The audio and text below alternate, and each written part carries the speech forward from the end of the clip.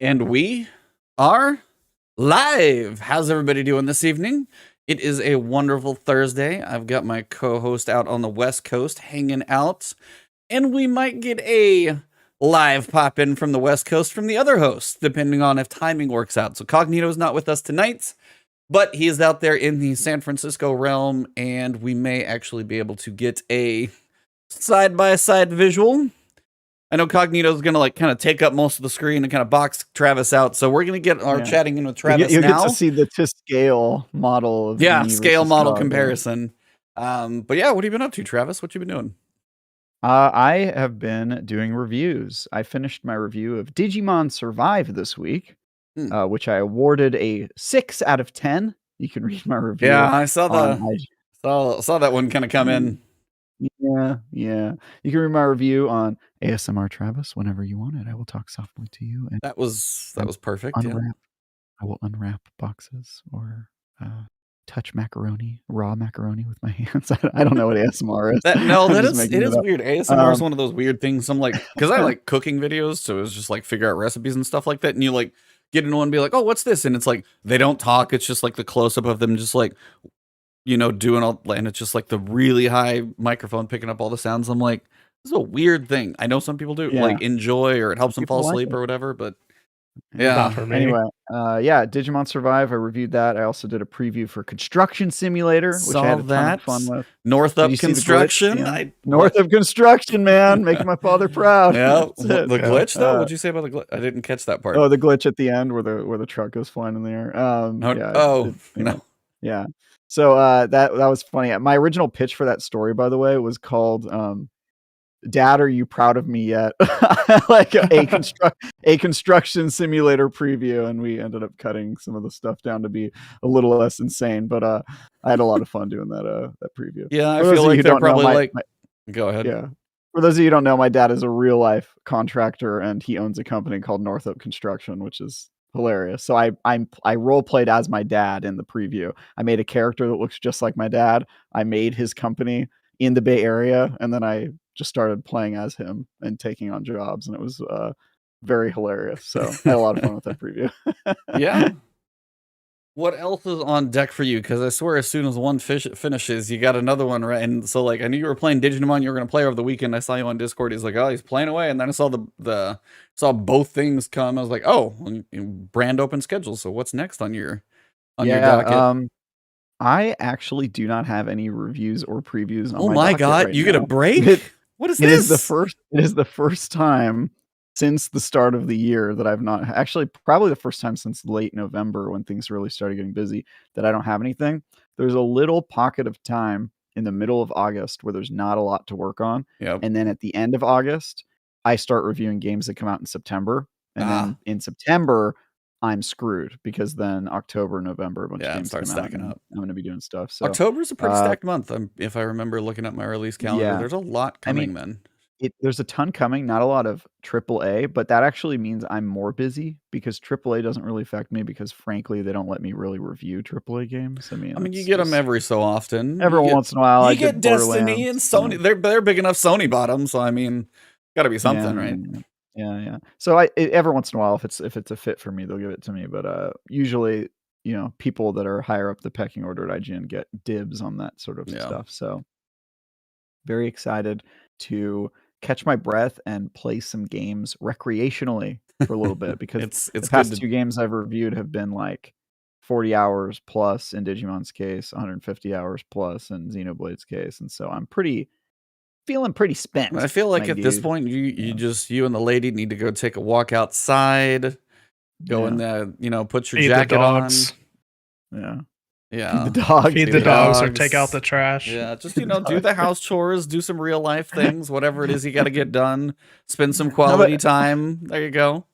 I would like to do that at some point, but although tonight I'll be spending quality time with LordCognito and not my girlfriend, who and she's so excited about that. Yeah, very excited. How about you, E? What have you been up to, man? Let's see. I'm trying to think of the indie order I've been playing. Today I've been playing Cult of the Lamb since it finally dropped. I played that for about 4.5 hours. It's fun. It's a quirky little, very stylistic, cute, kind of dark game. A bit of a dungeon crawler with like some roguelike elements to it, and then also kind of a city simulation side with your little cult followers. I finally got the Twitch integration thing going, so a couple people who are Twitch viewers are like now part of my cult following, which is kind of hilarious. One of them came in was instantly just dissenting about me and just talking me down, so my followers lost faith in me. So it's just this ridiculously weird game to describe to say like my wife when I'm talking about like I'm a lamb who has a cult following and I have to sacrifice other animals and then go into dungeons and deal with bishops and gods, and you're like, what are you doing? And so it's just like, it's a very fun game to basically describe to anyone, but it's actually it's a fun that's a Devolver Digital game. Yeah, exactly. Like they are the perfect publisher for this one.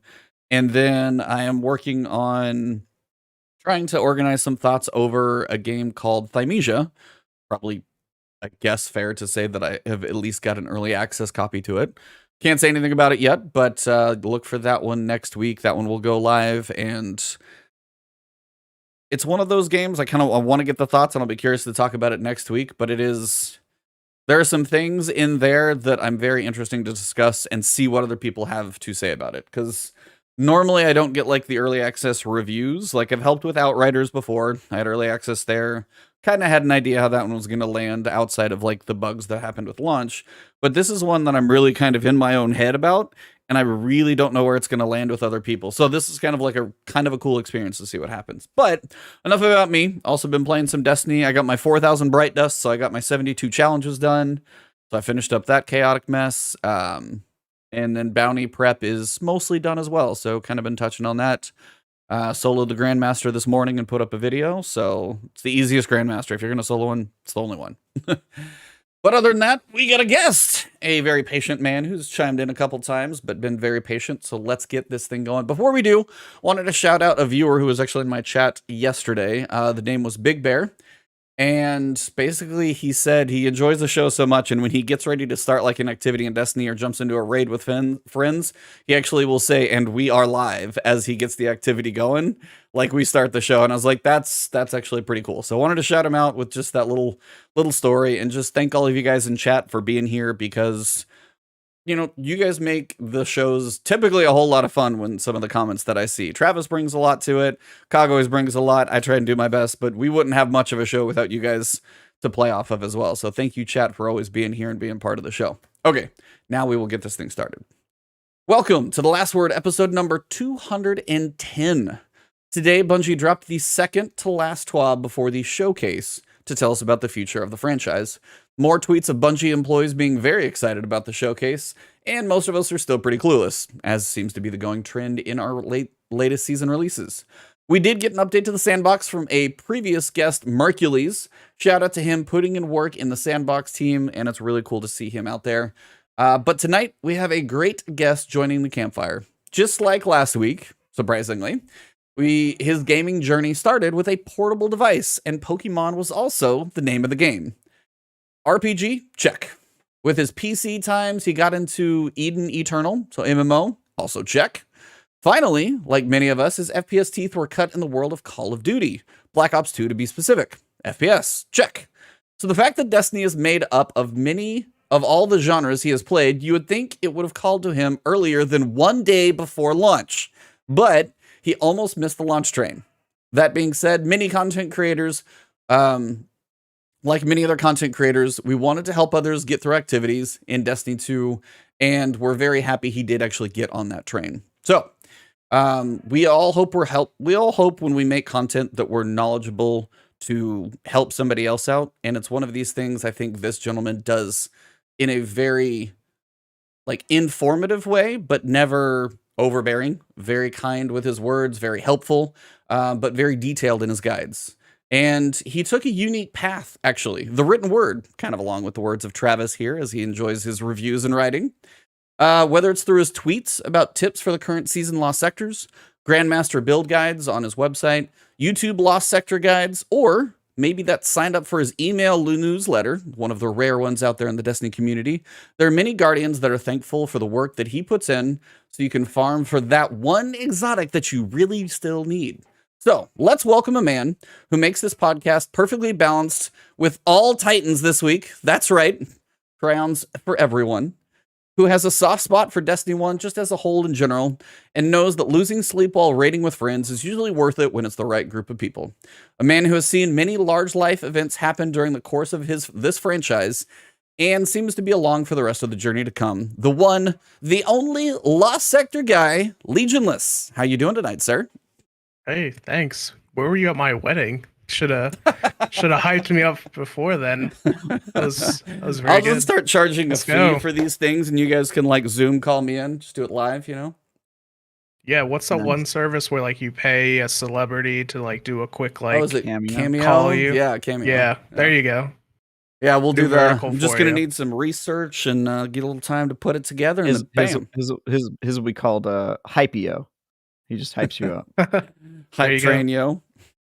But yeah, very happy to get you in here, and you know, seeing you blow up on Twitter, do a lot of help in the Lost Sector world and things like that. But wanted to kind of step back first and get into that gaming journey, how you got into, you know, how you started with, you know, what you did, being as you skipped over some of the consoles that many of us do, and just kind of your journey from where you started with the games literally in your hand on the go to now, of course, in what we do now. So how did your gaming journey begin? Yeah, so for like my 10th or 11th birthday, I got a Game Boy Color with Pokemon Crystal, like one of those bundles. I had never played video games before, and it was like a gift from my aunt and uncle, who are like the cool aunt and uncle that that'll buy you alcohol before you're 21. So Oh, I think we're past 5 minutes, so hopefully YouTube's fine with that. Yeah, I started with that, and I just started playing a bunch of different games on the Game Boy Color, then moved to the Advance, the SP, just playing like all the handhelds, and then finally I got a PS2, I think from the same aunt and uncle for like Christmas. Nice. So moved into consoles finally. Mostly played like RPGs, like Digimon World, I think 4. And then eventually PS3 is where I put a lot of time with like Black Ops 2. Played a lot of the like ranked or comp mode back then. Okay. So these were the days where like you're playing Call of Duty against anyone. Like there's no like skill-based matchmaking, so you're either It's gonna the get Wild shit on West. or yeah. So really cut my teeth in like PvP starting in that game. And then yeah, like I literally didn't know anything about Destiny. The day of the like the day before it released, I was a couple months into college, so like I had transferred to a university. So I originally went to a community college and then transferred there. So this was the first time I was like living on my own. And I heard that GameStop a block away was going to be doing like a midnight release back when GameStop did midnight releases, and they are actually pretty cool. There's like a bunch of food trucks, and yeah, that's better than the yeah, one there I was yeah, there was like these local like quesadilla places, so they brought like a food truck, and it was pretty good. Back when they were events and stuff, like they had like a truck where like you could play games. I think there was like a Smash tournament going on in one of the trucks. Sounds about right. Nice. Yeah, so I literally knew nothing about Destiny. I just knew that it was by the people that made Halo. So I was like, yo, I gotta get this. If this is like Halo but for PlayStation, because I never had an Xbox. And yeah, so I went into it thinking it was going to be like Halo, and it kind of was. Like I saw some similarities, like the Fallen, the Drags are kind of like the trash enemies in Halo. At least I thought, but really that started like 4,000 hours in D1 or 3,000 hours, something crazy like that, and then as many or more in D2. So it's kind of funny that one of the games that's been around for so many events in my life, like living on my own for the first time, getting engaged, graduating college, getting married, first job, and then all these years since. So it's kind of crazy that I almost missed something that's been like a really big part of my life and a lot of our lives for like the last 7 or 8 years. Oh yeah, I mean, same. Like I'm 39 and the game is like 8 years old, but it feels like it's almost a little bit long. I mean, we're in the 8th year and hype up before that and everything. It was like between playing the beta and everything else, it's almost 9 years, and I'm going, it's a quarter of my life at this point. This franchise has been part of it for me. I mean, I was through this one. It was a little bit, I'm trying to think wise, a little after like my house and my first dog, but they're damn near like a year apart. So like almost those things coincide together. So no, I totally get that when you think back at your time in this franchise and the things that you've gone through while playing this one game that seems to have lived on this long. So that's really cool. But yeah, it's like we're definitely, you never quite know how you're going to get into. But it's like midnight releases are a thing that between pandemics here and there, apparently, which seem to be coming and going. And then on top of that, just, you know, now you can have it downloaded and ready to go. It's like midnight releases are not likely to be much of a thing anymore. It is kind of a thing in the past. It used to be really fun. Yeah. Like a lot of people that are younger don't remember, like these were fun events. People lined up like a couple hours before midnight just to like shoot the shit with each other and just like talk about the game that they're getting. And a lot of times there'd be multiple games releasing, and so you'd be like, I'm getting this one, I'm getting this. Yep. What about you, Travis? Different times. Did you do any midnight releases? Oh yeah. Oh dude, I was a nerd as a kid. I had nothing going on. I was just I was hanging out in front of GameStop or Game Crazy even when there wasn't a game release. It was just it was like, you know, that and the library were like the 2 places you could find me because I was just a loser. So yeah, I went to a lot of them, probably even games I didn't care about. But the big ones, you know, Halo 2, I was there for opening night of that, which was nuts. And yeah, I was like pretty young when that game came out. I think Halo 2 came out the summer after I graduated middle school. So I was like, you know what, 14 years old and hanging out at midnight in front of a retail store somewhere in, you know, Oakland or wherever. So yeah, that sounds perfect. Nothing wrong with that. I couldn't see any bad things. All I have to say is my parents didn't miss me. You know what I mean? I got that. I was one of those free range kids. You know, free range, grass fed, free range, organic. Grass fed, free range, organic. Well, not those other two. Free range, yeah, not grass fed, definitely not organic. But yeah, self-made. There you go. Yeah. So Legion, when did you realize that Destiny was going to be a major part of your life? Was there a moment where it clicked? Because I know it wasn't when the stranger said, you know, I don't even have time to explain why I don't have time to explain. I know that wasn't the magic moment that made you realize. Was it when you woke the hive? Was it when you found out that wizard came from the moon? I need to know.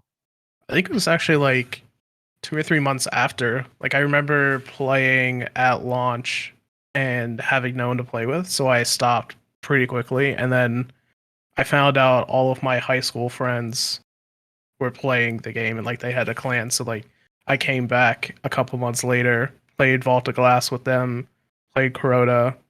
So this was like December. The game came, December or January.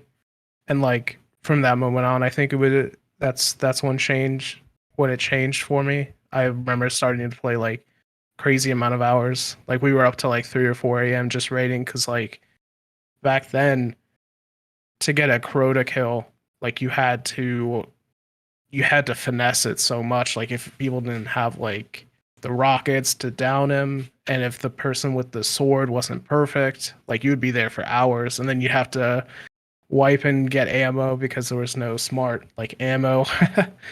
So you had to either pop synths to get heavy ammo so you could actually do the boss, or just pull the Ethernet cable, whichever one. Yep. Yeah. You guys ever do that?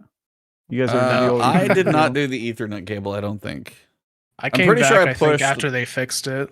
Yeah, I was like, I'm pretty sure I pushed who's the guy in VOG that's I don't think I pulled Atheon off the ledge. It was the one before that is probably the only one I remember doing then. I did both. Not by choice either time. You know, like I LFG'd a lot, or I played with friends Yeah. I didn't know that well that I met through Destiny, and one of them would be like, "We're doing it this way," and I'd be like, "All right, whatever," you know. Yeah. So, oh, we're pushing them off, and I just think to myself, like, God, this just feels like it's taking more time to get right than we could have just done it. You know, like we could have just done it the normal way. But yeah, I definitely saw Crota. I did the Crota thing. That definitely happened.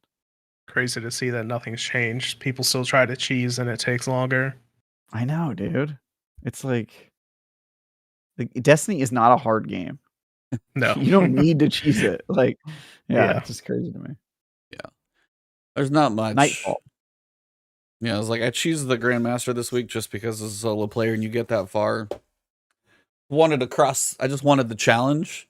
But yeah, it's like it's not too bad. There's once you get into a rhythm, if you really put time into most pieces of the game, as you guys are saying, if you put a little time into figuring it out, it kind of becomes old hat after a while. Even, if you get a kind of an oiled machine on a higher level activity, it gets to be reasonable. Just depends on especially if you watch a bunch of your videos. You watch a bunch of your videos, you'll be all set. I've got a couple videos, but you also do as well. Need this lost sector done in like 30 seconds? Go here. So yeah, I wanted to ask you. Yeah, it's like, so I mean, the raids, like many of us, they are the special moments in Destiny. So we got to do it, even though Cog isn't here yet. But we got to know rankings over the course of the franchise. What are your top three raids? Top three. In no particular order of the top three, I think Garden's up there, just because that was one of the last ones that I did with like a day one like group of friends. And so like we went hard on day one, and like we just had like a bunch of like really good memories. Like what's the harpy encounter, like when you're running down the tunnel and just like everything is chasing you. We just have like a good memory of like I started chanting the prayer, like I walk through the valley of the shadow of death, but I fear no evil, while everything's just sprinting behind you, and you just hear all the explosions and like all of the like harpy exploder noises behind you. And yeah, so that one, just because of the memories. And then probably Wrath of the Machine, just because it's like one of the best raids that they've ever made. And then I think King's Fall, because that was like epic when you kill Oryx the first time. Yeah. And you just see him like float away. That was a pretty epic moment. So, which one do you think is coming next season, or which one do you want? The troll in me will say Wrath, just because that's like the obvious answer is King's Fall with everything that's been set up, and that's definitely the one that's coming. But kind of hope Wrath, just because like I think it holds up better with the time that's passed. King's Fall is like, with how powerful we all are now, Oryx would just be no joke, because it wasn't like a DPS check. It was just like survive, and that's so easy now with like all of the abilities we have. True. Yeah, I've definitely been thinking about King's Fall. It does seem the obvious one to me too, because Hive and Witch Queen and all that stuff going on. It feels like also that there's nothing Siva related in the game right now. So if they brought all of that stuff back, it does feel like it would be a little out of place, at least then, unless for some reason we get something like that next season, which we have no idea what's coming yet. Then it would be perfect if like, hey, Rasputin's here and you can control Siva and all this crazy stuff's going on, and here's Wrath. But I think, forget who I was talking to, also maybe Blackwings was saying, it's just like, we already have Outbreak. We have the weapon from the raid, and we don't have Touch of Malice yet, so there's not the raid exotic allure to go after, which always kind of is a little weird too. But I mean, if you think through the encounters, it was, the totems was just stand in a place, kill guys. We have so many tools now that we didn't back then. Mm-hmm. And, standing in wells, and we have rifts. Like, those weren't even a Warlock thing. Rifts weren't in D1. I don't even remember. Were Warlock rifts even a thing in D1? No class abilities. Yeah, so you got barricades, you got rifts, you got invisibility. So just holding down a plate. And yeah, you had self-res, so Warlocks had the beast. And somebody's like, I want the Zamboni in 4K. See, I get that though. That whole encounter over the bridge, the thing going down, the crash. Like, I want to see both. Yeah, it's like I want to see both. I really do. So I don't. But again, right now, thematically, there's not one drip of Siva in the entire game. So King's Fall makes sense. There's Outbreak Perfected, isn't that? Aren't those Siva swarms? Yeah, I guess there's a little bit of that in there. That's about it, though. They could just create a even more perfect version of Outbreak Perfected. Outbreak Perfected-er. That's the version you get if you do. Like, there's not much of a word better than perfect. It's like Outbreak Ultimate. It's no perfect is perfect. It's kind of up there. I just got done reviewing a game where Ultimate was not the highest level of evolution, digivolving. There's one above it, which doesn't make any sense. Digimon always just kind of played by its own rules. Yeah, I mean, all anime is like that. Like, Ultimate is where it begins. I'm Ultimate, but then there's somebody who's more Ultimate than you. It's like, all right, well, that doesn't mean that literally goes against the definition of Ultimate, you monster. Yeah, it's tough. I mean, I think they're going to disappoint about half of the audience either way, whichever one they pick. Yeah, I still think, and again, it's not going to happen, but like Black Wings had talked about, and Luke Smith said it a long time ago, where Crota's End was supposed to connect to King's Fall, and then they ended up splitting it up. I would love it if they would not tell anybody anything, and it was Crota's End, but then when you beat Crota, you go through the big eye in the back, and then you start King's Fall. Now, granted, that's what they should do, and I think that would be absolutely amazing. It's a longer raid than they've never ever done, so I don't know if they would actually put that many encounters in one thing, but I think that would be absolutely fantastic. That would be. They could always have it skip to like the fun parts, so like after totems, they could just cut out everything before totems. Yeah, you can start at War Priest. Yeah. Kind of connect the two in some way. I think that would be cool because right now we also don't have, and I'm trying to figure out like, how do we do this? It's like Vault of Glass, theoretically you just load in and Venus is kind of there. So they could probably do something similar for King's Fall. I forget what the opening of that piece is, but we already have the moon. Really boring. It was the Court of Oryx. Okay. Yeah, that's what I thought. The court. Yep. Did you have to open it to go in? Yeah. Yeah. So again, like there's another piece where you're going to get like, are you just going to get this like wedge of the Dreadnought, which they could do, or Venus, right? Yeah, I mean same thing. So literally I guess it's possible. Yeah, it's just those moments where like Venus, I can understand not bringing back a whole planet, but we're literally flirting with, Crota already exists on the moon, Dreadnought not in the. I'm very intrigued to know what they do. And unfortunately, it's like the amount of work it would take to do like the Dream Crota King's Fall thing, I just don't think would happen, but man, it'd be really fantastic. But yeah, it's like when it comes to just kind of your journey into now kind of making content, you've gone about it a different way. Obviously, we have had a lot of streamers, YouTubers, there's a bunch of us out there. You went a different path. So let me know kind of why you decided to do that and kind of where you found your niche. Yeah, so really I started making content 2 years ago because of all the free time with COVID. So like I started working from home, I had all the free time, and I was just always like really interested in like marketing in general. So I just started learning about marketing, content creation, and I've always been a fan of Twitter. I think it gets a really bad rap for maybe a good reason. Like all of the shitty anime profile pictures, people, all the really bad takes and stuff. And so like, I started with YouTube, still do that. But Twitter the last year has been like a pretty big focus just because like, I think a lot of people could get value there. And like we see that like the Destiny community is on Twitter, so like there's definitely like people that want that stuff, and really I just wanted to set like I wanted to do my part to make like the Destiny Twitter just better, just because like it gets such a bad rap. There's so many like bad things that happen. Like I've been around so long that I remember like all of the scandals and all of the like the Me Too, the cancel, like everybody that's been canceled. So I remember all of like the bad times. So like me being on Twitter and doing the stuff that I do there is like my way of trying to just like make that small piece a little bit better. There's a whole bunch of crap here. Let me just sprinkle at least a little bit of glitter on top so it's not as bad. And like the small, maybe too optimistic hope is to see the other people do it. Like be the change that I want to see.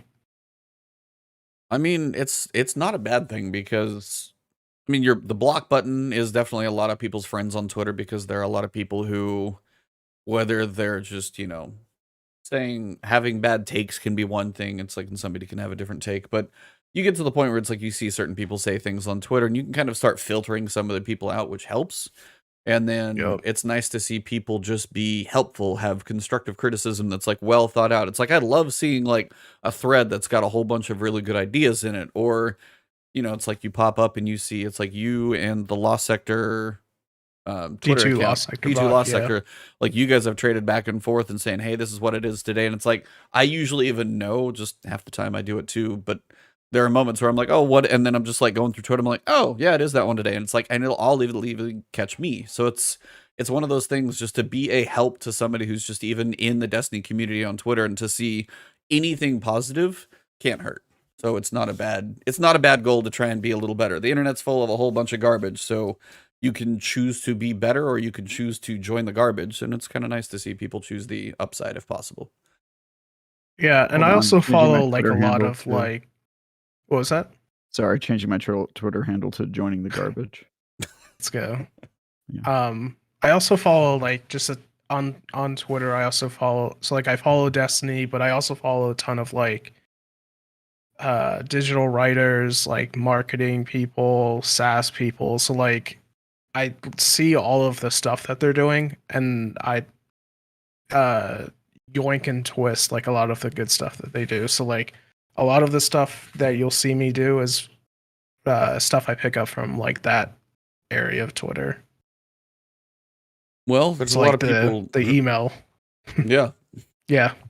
There's a lot of people who could use to take a second and look at some of the smarter business people out there and be like, I'm just a person on Twitter who does Destiny stuff. It's like, or you can look at the business people who've done marketing for years and do have some idea what's going on. So not a bad thing. Yeah, I think it started with like I just got really burnt out of doing YouTube for a year.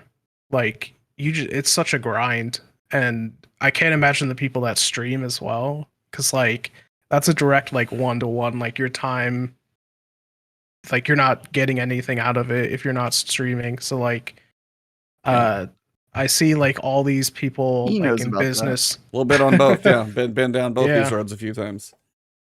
Yeah, how do you do it? It's a grind. I mean, it is, and trust me, at first, it's one of those things that's, I mean, it has helped to do the YouTube first as my main focus, and then just letting everybody know, and that, like, you go watch anybody out there that'll tell you, like, hey, things to do to help build your Twitch channel. It's like, go have another platform first. And that's one of the biggest things, is you need multiple ways for people to find you. Because I hadn't streamed for a couple of weeks, because I've been just doing stuff around my house, HVAC work, new puppy, got injured, fell off a ladder, getting a little better, but all this stuff, so I just hadn't really streamed as much. And then I'd been playing some random games, played a game that I can't play publicly yet. Like, all these things have been a factor. But the fact that YouTube's still a thing I'll do, I'll put those videos up. There's followers that just come in when I'm offline all the time. Like, I'm not running through like hundreds every day, but like there's a steady little trickle when I'm not even streaming for a little while of people just like, yeah, I'll go follow him, see when he gets on, which helps. And then also, I think for me, which has helped the balance, is the way I play Destiny, which is I will play Destiny a decent amount, but the more I play variety intermixed in when it starts to get quieter, helps me a lot too, because as we all know, there's a point where you can only do so much in Destiny depending on how many people you have to play with and friends. And so then when you go play something else, and it's just been nice to see like the variety streams, they're not as big as Destiny, because I can log into Destiny, hadn't played in 2 weeks, and there's a decent audience for somebody who doesn't do that much on Twitch. But then if I do variety, there's still a decent audience of people. So it's like that slow build of regulars has helped too. I mean, it's been 5 years now, so it's time, which a lot of it is. But Yeah, Do you it's a do balance. content full time? Yep, I am full time for content now. That happened kind of last year, actually. So, along with many people, certain changes happened. So, yeah, it's like I have a degree in finance, just like you. I saw that in your when I Hey, asked let's you. go. So, yeah, I was like, Wait, really? yeah, I didn't even know that about you. yep, degree in finance. I used it for about 9 years after college. Will you And do I my used it taxes? for 6 months. I was a financial advisor for 6 months and hated it. That was one of okay. So yeah, fun story for college times. When you go to like the career fair or whatever, and you can throw your resume in the giant book of thousands.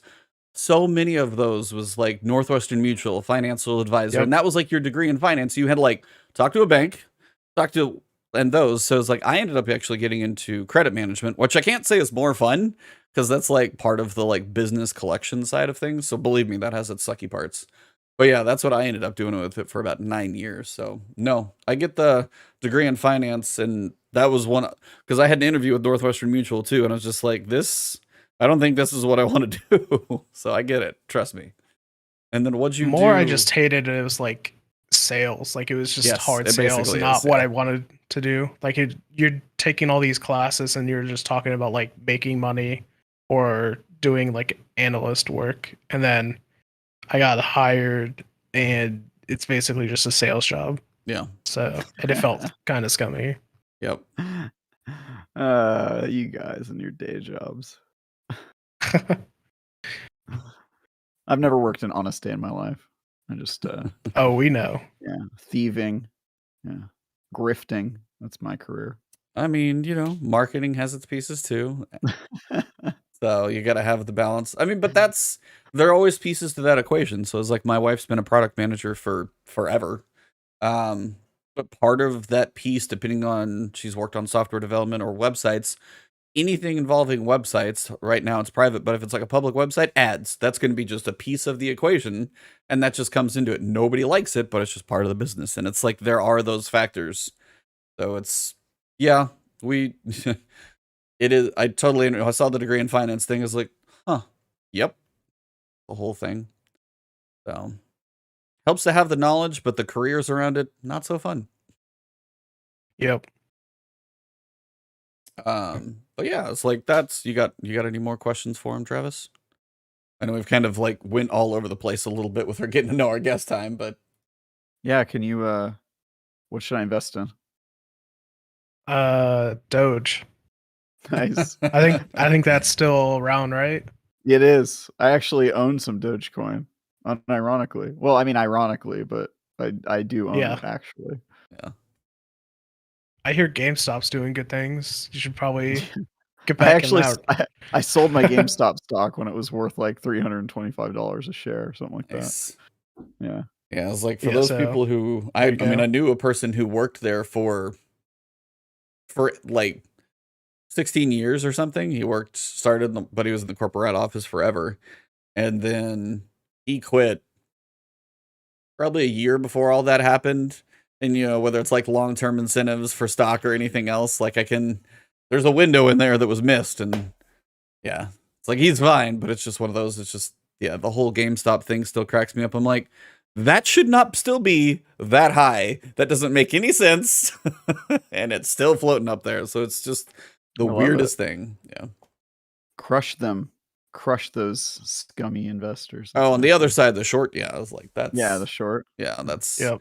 That's a whole It's worth piece. it just for that, honestly. Yeah. It's like, it doesn't bother. Yeah. It's exactly. So take a few of those, take a few of them out. There's still 10, 20,000 more behind them, but take a few of them out and that's okay.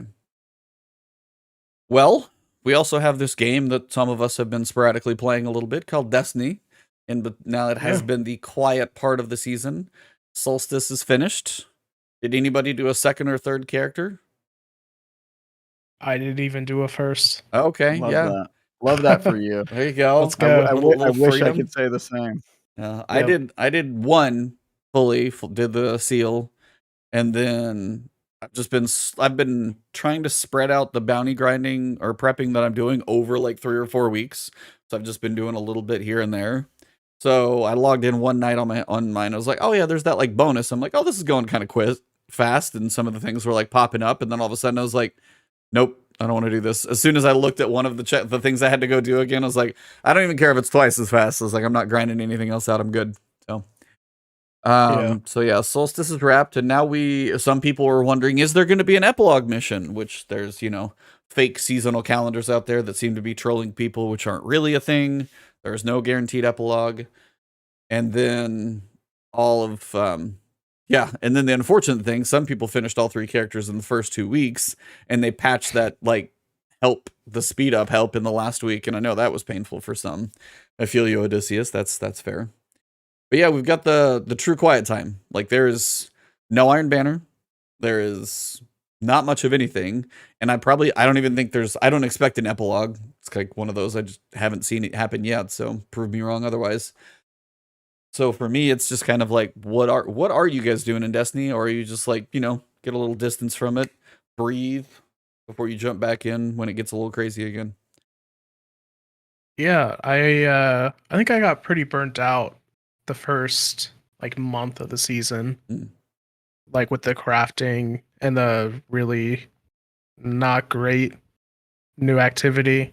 So I think I went really hard the first month, maybe month and a half. So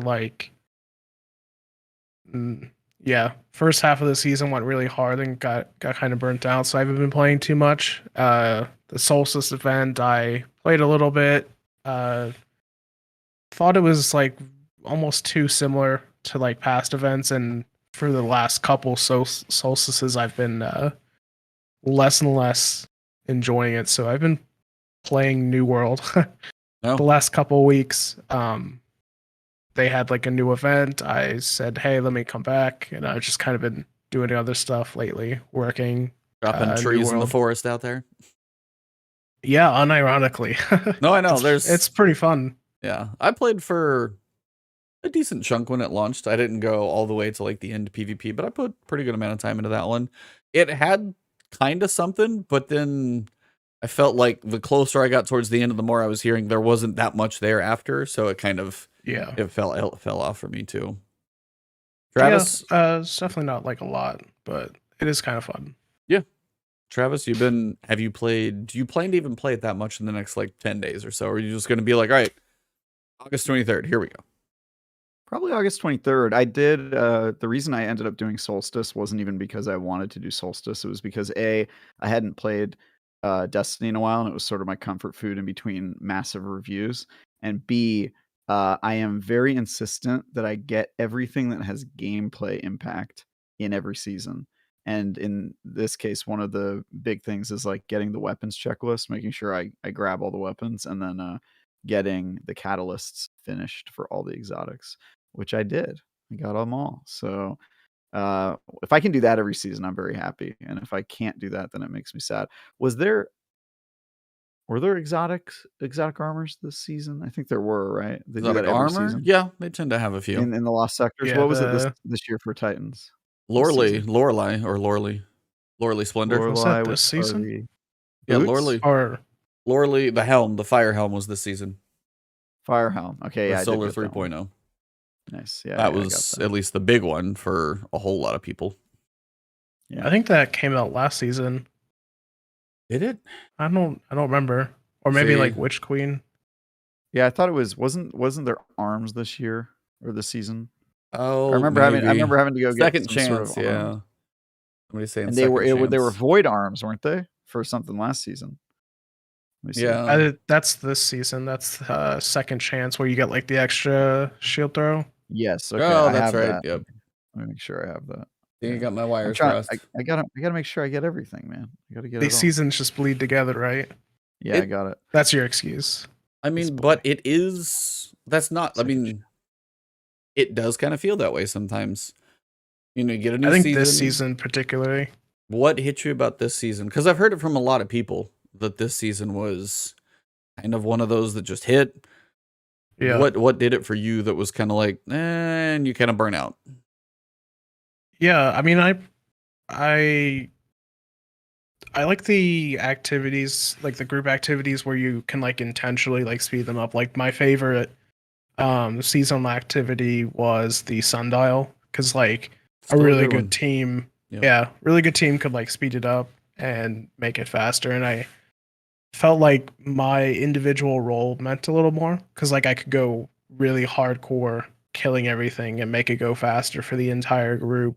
Yeah, I think it was just the activity and then the method of getting the crafted weapons just didn't do it for me. Like opening chests is not really fun. Yeah. Yeah, for me, the Leviathan, I mean, we've talked about this one previously. It's like, we were happy to see the Leviathan back. Some were, some weren't. But it also did feel like, you know, when you went through the story pieces, we got to see more of the different sides of the Leviathan. And then for me, it was kind of the hope, hey, in the first week, so we're in the Castellum now, maybe this whole public event will move to a different location. And then as soon as that didn't happen, you were like, okay, so it's going to be there the whole time. And it's like, and what are the other two places for? Just find some bosses to like get some triumphs, and then you're looking for chests and opulent keys. And it's like, yeah, somebody said Seraph Towers was, you know, kind of a reminder of season of the public event type. And it was more than Seraph Towers. It was more than that. It was bad. It was very bad. There was like the random war mine chambers you'd go into, I think. Yep. But that was just unlocking it. Yeah, and those were just kind of random. Yeah, so there wasn't a whole lot to that one. This one had more new destination. And on the other side, shout out to the narrative director, who I think just got promoted to the Destiny Universe narrative director. She just got a promotion, I think I saw on Twitter. The story of the season's been great. Like actually getting to know the characters, getting the backstory about Zavala, of which he's always been this closed off character. Seeing Crow kind of work his stuff out. You know, it was like kind of this quick up and down roller coaster. Blackwing's lived in containment. He's reset that thing like 4 times, but you're probably the only one. And then Caiatl continues to be this character that everybody enjoys going along this journey with. We got to see both Callus and Gaul kind of have 2 sides to her. When that stuff ends, though, that's, I think, when you said 6 weeks, when that story ends, it's kind of a hard and fast, okay, now what? Unless you're just getting ready for Grandmasters. There's no hard raid, which we know is going to be coming this time, which kind of spreads some people out a little bit more. But yeah, in a season without a raid, and duality came so early, I think everybody kind of burned that one out pretty quick too. It's like, I enjoyed the duality dungeon, but yeah, when you get to week 7, you're like, I've done duality like 5 weeks in a row. I kind of know what's going on. And yeah, you hit that moment. But that's also why it's like, I enjoy other games too, and it's been nice to have some time for that. Yeah. But me too. Honestly, I think maybe it's like taking little breaks, to be honest. Yeah. I think maybe it's like a hot take, but I don't really like the public spaces. Like, I think maybe too much time goes into making them, but I understand that that's where like the majority of people that play Destiny, like if you look at the Charlemagne numbers, like Patrol is always way at the top. Yeah. It just doesn't really do anything to me or do anything for me. Yeah, and that's one of those where I wish they did more with the spaces where, you know, if you loaded into the EDZ was like a Nightfall region, and like things were bumped up in difficulty. If they could have that as a rotator, just to give the planets a little more love. Yeah, there's always wants to make some of that stuff better, because yeah, most of the time, like when I'm running around doing all the bounties I'm doing right now, yeah, I'm going to Nessus. I'm like, why did I land on this planet? There's no reason to go to Nessus. There's occasionally a lost sector that pops through there, which we know, but outside of that, how much of a reason to land on Nessus? And that's weird, because so it's like you have all these spaces. I'll go to Europa and I'm sitting here doing Empire hunts. For one, Empire hunts should be in the Vanguard Ups playlist. Please put them in there. But yeah, it is this weird cool stuff, and then you the fall off of a season of Destiny hits seemingly quicker than I feel like it used to. Yeah. I don't know if you guys have ever played Deep Rock Galactic, but it's like a procedural, like 4-person. Yeah. One of my favorites. I would love if Destiny made like some sort of like activity that had like the similar procedural generation in that, where like levels are just randomly created. So like really just an activity that has a bunch of different like randomizations. So like each run feels like a little bit different. Cause like even sometimes strikes can get a little boring running the same exact loop. Little. I mean, when I was doing Solstice, and the most efficient way to do the strikes in Nightfalls is a Nightfall, you're doing the same strike over and over. So I did Prison of Elders countless times just to knock that one out because the Nightfall was better than a regular strike. So I'm like, yep, of course I'm going to run the same strike over and over. Yep. Yeah. No, I mean, I would love any type of randomness, but in a game like that, it feels so hard to get something like that. But it would be, after playing, I played, I swear, like 4 different roguelikes lately. After playing enough of those, that would be fantastic if they could do something like that. And I think that's why even if we had the movement of like, hey, I gotta go grind Castellum, and like it shifted the area you're looking at the whole time, it would help a little. But I know some of those spaces don't quite work for it, but yeah, just, mix it up a little bit. Well, we also got a TWAB. And while we are not going to get anything about the story, the raid, anything else that's coming next season for visual fun, we get words. We get words about the Sandbox. And it's actually a really good Sandbox. Shout out to Mercules real quick again. He got hired, and now he's sitting here putting out his first TWAB. I thought it was well written. So I kind of enjoyed the way the information was actually easier to digest than sometimes I feel like it's been before. Has that guy been on this show, or was he on the Fire Team show? We had him on here. I don't know if he was on. I know we had him on here. I don't know if you guys had him on Fire Team chat, but we had him on here. I remember talking to that guy. Yep. Yeah, I mean, he did Destiny Mesa breakdowns, the crazy spreadsheets. He's in the right place. Like, he lived in that world and took it to the next level. So the TLDR, they buff some underutilized weapon archetypes: scout rifles, heavy grenade launchers, high impact autos, lightweight bows, buffed multiple perks, bugs, buffed multiple exotics, added in anti-champion intrinsic nature to some of the exotics. And I know Legionless and I is like, hey, what are your options for exotics or for lost sectors? We have new options, and it's kind of exciting. Be like, oh, what would you like to use for anti-barrier? 2 weapons or maybe something else? Well, now you have like 3 at least. There's 1 more. So you got some more options there. Reworked a couple of exotic weapons whose functionality was just causing issues, and updated the perk pool for Dares of Eternity, and also gave them a new origin trait, which they don't tell us what it is, but Dares of Eternity will be something to check in on the new season and see what the origin trait's going to be. Nice to see them putting that in more places. So for the global changes, they said they fixed the issue that introduced the 30th anniversary update that caused too much heavy ammo to drop when running double special weapons. That doesn't sound like a problem, but it does sound like something I never even knew existed. And then this one I think is actually really good. And it's kind of a reminder that it's coming. Several weapon stats were previously hidden: airborne effectiveness, recoil direction, zoom, aim assist, which you would always find in like Dim and Light.gg, D2 Gunsmith. They're finally going to be in your face in the game. So if you're like, airborne effectiveness, what is this? You can finally see the stat in game, which is at least a baby step for new players, I think. I don't know. Do you guys go to like Light.gg or Dim or anything to go look these things up? Yeah, all the time. I see that. Yep. Yeah. You're like, what's the recoil direction? Yeah, the direction is like, is this over here, straight up? Counterbalance going to make it better or worse? For sure. All right, so weapon archetypes. At the plot, by the way, while we go over this. So. Oh, you're good.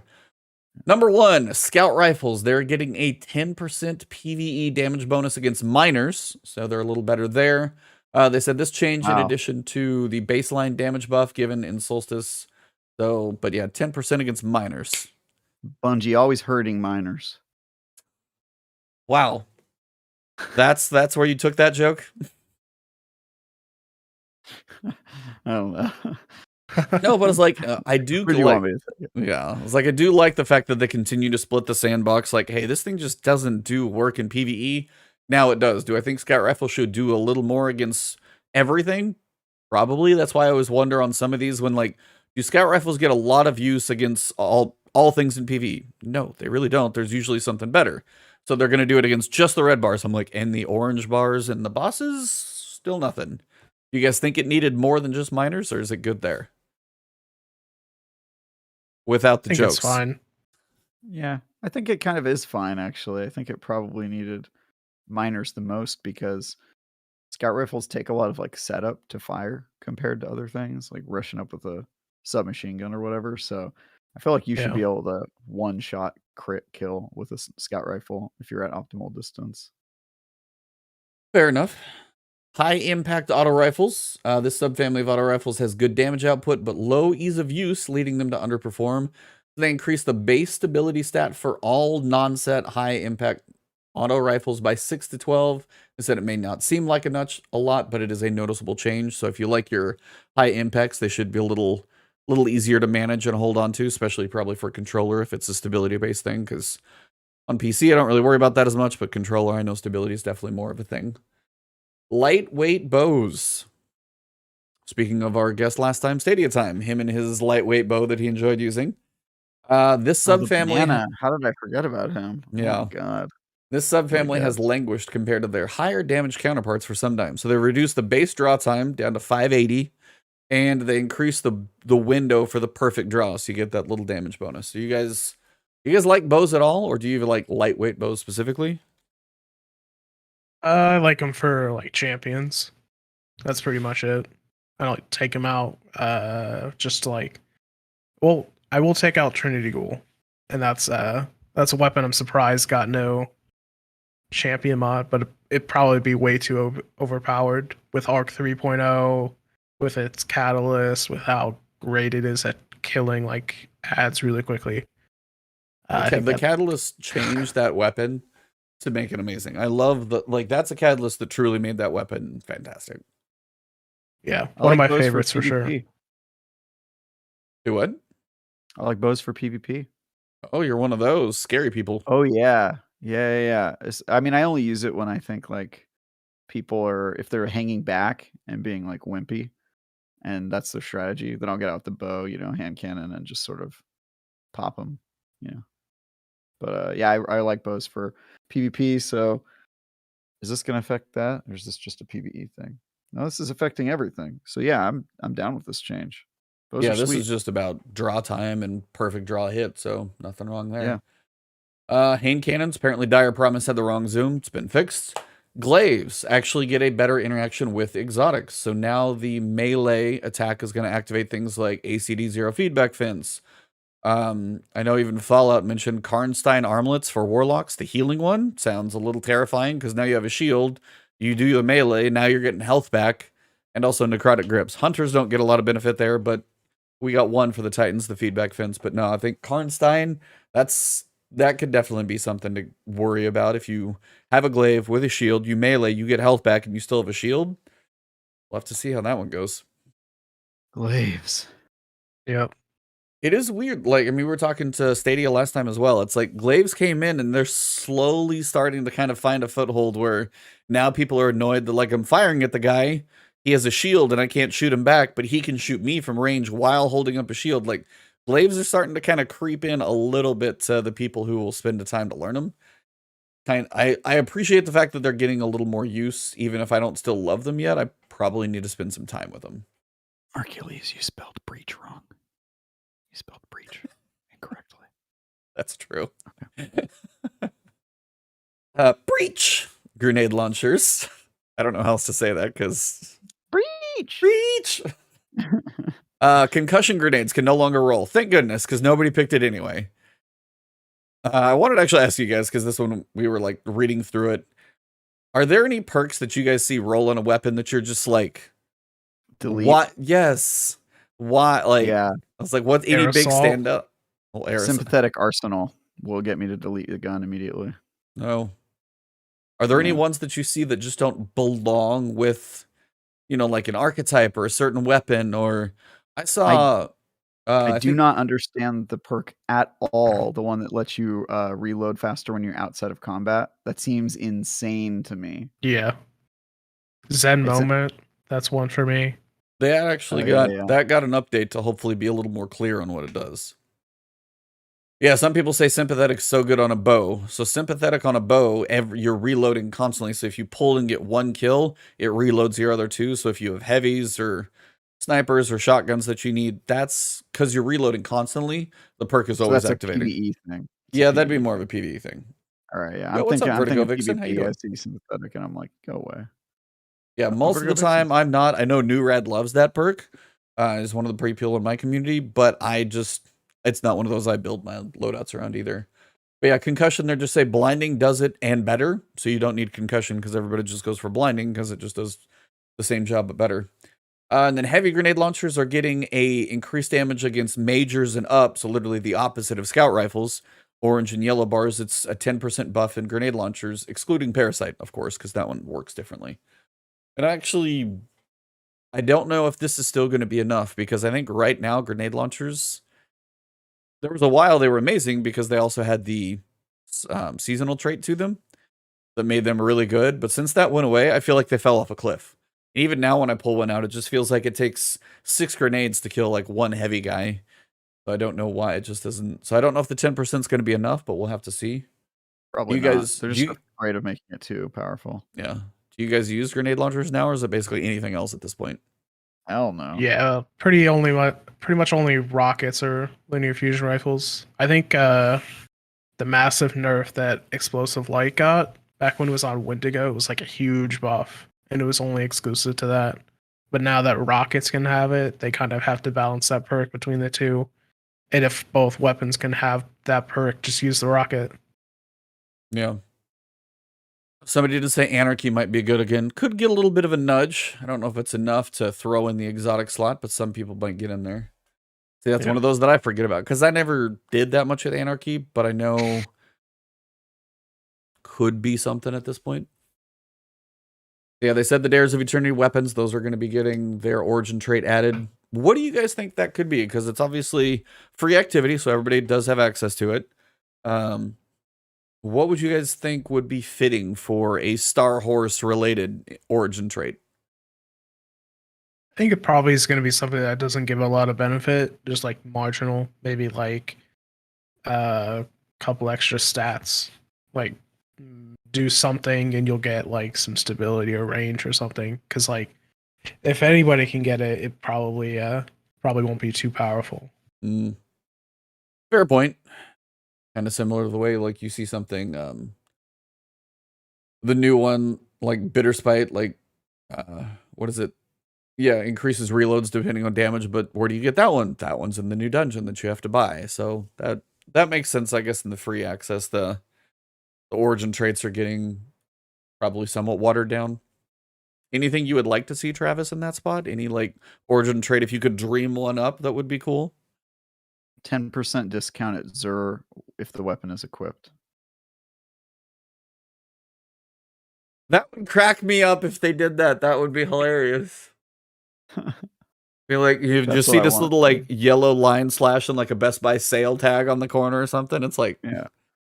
I feel like so many of the origin traits are useless that I'm okay with them just because, you know, it feels kind of like an extra perk anyway. So they should just do stupid stuff with the perk like that. That's my suggestion. 10% discount at Zur. A lot of them feel almost like maybe special dialogue options from Zur. A lot of them feel like the one mod where like you get like the precision kill and it makes the confetti. That'd be a cool trait. You get like a special certain kill and it'll make like confetti. I could see or some sort of animation. Yeah, something kind of almost a cosmetic one from that. That would actually be probably the most fitting, because a lot of that's about ornaments and, as you said, the confetti explosion. That's kind of perfect, actually. Star Horse origin trait, better chance at exotic drop rates. Yeah. Thank you for the $5 super chat, Necromancer Zale, but you're going to need to pull out a lot more silver if you're going to increase your exotic drop rate chances. Ask the guy who ran 1,000 lost sectors and has the data to prove it. Not much is going to affect that one. I think it's closer to 2,000. Well, probably now. I was ballparking. Yep. I was apparently a little short.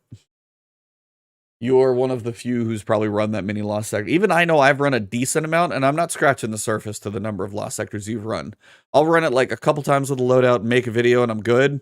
You farmed all of them so many times. It's quite impressive. Yeah, I had like a goal to run each one 100 times because like I was tracking like the exotic drop like from each one, and I wanted it to be like irrefutable. Yeah. And which is funny, people still will like tell me I have like something wrong about like the drop rate data, and I'm like, dude, I tracked all of these. Like, here's the data. You're like, I have a decent. Was it pretty general across lost sectors? Like pretty consistent? Yeah. So like I found that so like a couple myths are like people will think one exotic drops more than the other, and like all of the data that I tracked showed that wasn't really a thing. Like when you spread it out long enough, like enough exotics will, like, it'll even out. But it feels like you're getting that same pair of boots over and over again because, like, one, you're remembering like you're getting the really bad exotic, and then two, you're just not running very many. Another myth is that people think like if you aren't getting a drop for like a dozen runs or something, if you change characters or just something like that, then the next run you open the chest and you'll get one. And I found nothing like that to be the case. It's superstitions. Yeah. Destiny superstition. Yep. Yeah. If you equip it's like this wearing cloak, your lucky hat during the ball game. Exactly. Yeah. Yep. Yeah. Yeah. If you get unlucky in lost sectors, it'll change eventually. It's bound to. Perks. What's crazy, a lot of people have run more than me. You could not get. There's a not a impossible chance that you will run as many as you want and still never get it. So. Fair. Yeah. What were you gonna say, Legion? What's crazy is people have run a lot more than me. Like I think there's one YouTuber, Scary Ton. He puts like speed runs on YouTube, and he's done like I think twice as many as I have. I mean, after a while, yeah, you're just going for. It's almost like neon white speedruns at that point. Be like, all right, I'm shaving off like 0.70 seconds here or something like that. It's like, we're good. We know you're the fastest. Cool. Yep. We did get some changes to perks, though, and a couple of these are probably overdue. And I hope they kind of take this trend into the future. They said the Gambit and Iron Banner origin traits were too specific to be generally used and have both been redesigned. The Invader Tracker has been renamed to Run and Gun, redesigned functionality to give a sprint speed increase on multi-kills. Sounds actually kind of cool. And then Skulking Wolf for Iron Banner has been redesigned to activate on kills while at low health, so it will work in all PvP, which is good. And that's the same thing you guys mentioned on origin traits. Half the time you're like, I don't know if this really does anything, has any benefit. And then you see stuff like that was way too specific. Because the Iron Banner one was, you would be off radar when like you were on the hunt or the flames were lit or something very specific in Iron Banner. And you're like, how often is this ever going to get used? I mean, so I'm glad to see them kind of opening up some of the origin traits to get a little more general use. Yeah, I mean, some of the origin traits they revealed in the TWAB seemed to me like more useless junk, like, higher sprint speed after multi-kills. It's like, yes, exactly when I need to run fast after I've killed multiple things. I just, you know what I mean? Like, gotta go get in that next engagement quicker. Yeah, I guess it can help you get to the bank and run around. It's probably useful in Gambit specifically, but just so many of those origin traits are so specific that you would have to get.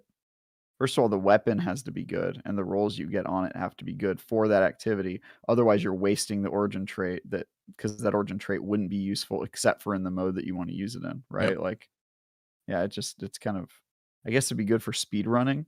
If you're trying to speed run, then you could use that in like a Nightfall or whatever. If you're trying to run through it, get a multi-kill and then sprint faster. Maybe. I don't know, man. Yeah. It's like it's very niche. It still feels so specific. Yeah. Yeah. So it's like it's a little better that it's not quite as like one's going to be most of the time in PvP you can use it, multi-kills and like Gambit you could, but there's still ones that I'm never going to like set up a build around one of these origin traits. None of them have really been that good. They're a bonus. Like if I'm using one of the new dungeon pulse rifles and I get a faster reload, cool. But I was like, it's not anything I set up my loadout around or anything, or hey, I've got this origin trait on here, so I'd pick different perks. I don't even consider the origin trait when I look at the perks of the weapon. It doesn't even come to play. Yep. I think that they fit perfectly as like that type of thing though. Because like if you think about if like they were actually meaningful, it would probably be it would have like a lot of negative effects on like the rest of the game. Because like these are origin traits that like you just get for the weapon. Like it's not like if it was as powerful as a perk. Like perks have to be as powerful as they are because they're random and not everybody would get them. That's kind of like how I look at it. I was like, I will say that's got to be an actual tough job. Whoever at Bungie has to make origin traits, they can't be as good at perks, but they can't be nothing. And you're like, what am I making? They're like, well, this is where you got to figure it out. Yeah. It's this weird line of it needs to do just a little bit, so sometimes you know it's there, but not so much that it's better than any other slot of this thing that can roll. I feel like they kind of are nothing right now. Like the fact that you just don't consider them at all when you're building out a weapon is kind of not a good sign. And I feel the same way. I never do it. I sort of skip over it. Yeah. But I mean, as Legion said, it's like if it's too much, then all of a sudden, is this going to be the god roll you have to go after? But it's a balance of how good can it be, or how maybe if it's a little more niche, they were hoping they could be a little weightier. But if you don't really worry about it too much, it's not an easy task. Once again, Bungie having the losing battle no matter what they try and do. But yeah, shout out to whoever's trying to make those origin traits, because that is not an easy job, I don't think, to walk that delicate balance. And I'm sure there's some testing that goes into those that probably reels most of. Somebody's like, oh, I have this really cool idea. And they're like, yeah, we're going to do about 1/10 of what you think is cool, I would guess. And imagine trying to compare like the same weapon, or like the same archetypal weapon, but they have different origin traits. So like everybody wanted the Trials LFR because of its origin perk, and now suddenly because of that, or because of its origin trait, it's suddenly better than every other one. So like I definitely agree, it's like very tough to balance, but I think where they're landing, like where they don't really do anything, is probably like the safest and probably the best for the game. Yeah, that's actually a really good example with Reed's Regret, because that Vice can really change like the way that thing works with the right perks. That's one of the few, but again, it's much harder to go after, so not as many people have it, so that's probably where they can lean a little something stronger there. Ambitious Assassin has fallen behind perks such as Overflow, so they've changed it to, it will increase magazine overflow from 10% to 20% per kill on primary. Special and heavy are still 10%, but the overflow cap can go from 50% to 150%. So overflow could see some substantial fun there. Wellspring, the internal cooldown basically didn't allow it to work with stuff that exploded. Picture rocket launchers, grenade launchers. So it will now work with those. So if you kill a group of enemies with something Wellspring, now you can get that perk to proc 4 or 5 times with one grenade if you kill a bunch of little lads, which is good. If you're ever kind of building into that, it actually gives it some potential now. Not amazing, but some. Perpetual motion was triggering frequently enough to be annoying, so we're disabling audio-visual just cues. Thank you. Because you'd see it on the screen constantly, basically, in PvP, I'm sure. Yep, hated it. Lead from Gold wasn't respecting the functionality of splitting the special ammo picked up when 2 special weapons were equipped. Now gives the correct amount of ammo to each weapon when 2 specials are equipped, which actually is surprising, because I figured they would never kind of bump that one up to be so strong. Concussion grenades we know are gone. Vice Stinger inadvertently applying to linear fusion rifles, so they fixed a bug where it was applying a charge time reduction to linear fusion rifles as well, so that's been fixed. And then Zen Moment had its description changed to be more accurate in what it does. It doesn't say what it is, but I'll be curious to read that one. Now the fun stuff. Exotic buffs. So we've added anti-champion functionality to several weapons. Number 1 on the top of the list, and this is how you know Mercules wrote this one, Le Monarque is an overload weapon with its poison arrows. Hell yeah! Yeah, I think that's one like everybody's really been wanting to see. So it's really cool to see that they did that one. I'm really sad that we don't get anything for Ticus or Trinity Ghoul. Yeah, I would like to see Trinity I would like to see Trinity maybe go barrier, Ticus be unstoppable, but just at some, because we'll get 4 of these, but it was like there's many more exotics that I would like to see them do this with. Hopefully this is like a continual addition, because it's one of those things that could help set exotics a little farther apart, bring some in certain places. Thunderlord also gets overload. Guess that probably goes into Arc 3.0. That one should be fun. Thunderlord definitely also just a gun that feels like it should have overload. Yeah, the electricity, it's super powerful. It shoots like these massive like balls of lightning. Yeah. Give that gun overload. That feels right. I'm surprised Risk Runner didn't get overload. Yeah. Considering Thunderlord. That would maybe later. I think they're probably worried about Risk Runner right now being too strong. I will be right back. Plus Arc 3.0. We might be getting a guest, everybody. Yeah, I know. Oh, no, I think Risk Runner, if you got arc damage mitigation, because you know everybody's going to be running the arc subclasses, and then if there's any tying in of like chaining and you get perks that pair with Risk Runner, no, I think it's going to be, I think Risk Runner has potential to be very powerful. Well, Probably why no Trinity Goal too. Okay, I'm gonna. You're gonna have to move that mic to give him a shot. I think so too. I think there's a lot of potential. I think there's a ton of potential here. You can hear them. Yeah. I think there's a lot of potential with this twine. What do you think? What's up, sir? What's going on, gents? How we doing? Hello. Legionless, how we doing? Okay, I'm Hey, going what's to up? widen the frame so the green screen is not going to be as big of a deal, but there's both of the guys in the frame, so welcome, Cognito. He makes the What's travel in going the on? Crucible shirt. Yeah, you know, I had to come make sure he was behaving. Yeah. You know how, Please. you know how our child is. This show started very, very much with misbehaving, so we needed you to reel him back in. No doubt, man. It's good to see you. There's a meaty twine, man. I'll try to read some of it on the way. Yeah. A lot of intrinsic stuff going on, right? So where we at right now? Literally the exotic intrinsics, like right there.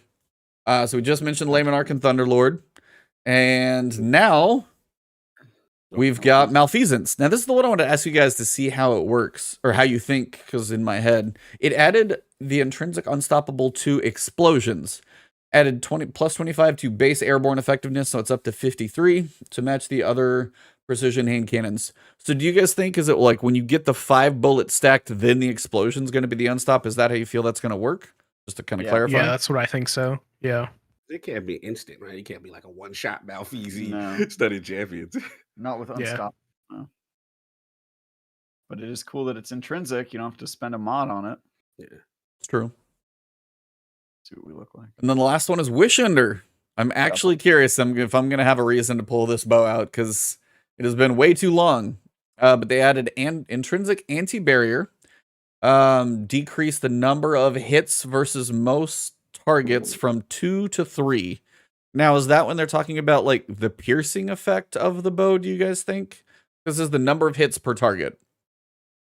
Wish Ender, increase number of hits versus most targets from 2 to 3. Anybody in chat? Because this is the one that's throwing me off. Because I know there was an issue or Wish Ender when it was bugged for a little bit, when it was really strong. It was like hitting on the entrance and exit wound, basically kind of like piercing the hitbox or hitting twice. I'm trying to understand how they're going from 2 to 3. More hits against vehicles, still 2 against players. Okay, that must be kind of, I guess, the thing. So if you're shooting, say, the tank in the arms dealer strike this week, for example, feels like you're going to be, I guess a little bit more.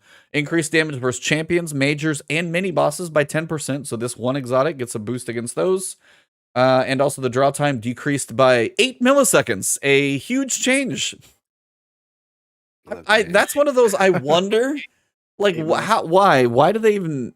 That's one of those where it's like, what was the auto rifle damage by like 0.04? That's what that reminds me of, basically. Yep. I gotta stand. I gotta sit up and try to look as bulky as possible. Travis, like I could move Travis's image over, and it would take up about Cog's right shoulder to like his middle of his right pec, and then like the rest of it would be Cog over there. There's, I got broad shoulders. It's like, hold on, he's over here just like boxing out the camera. No, it's just me.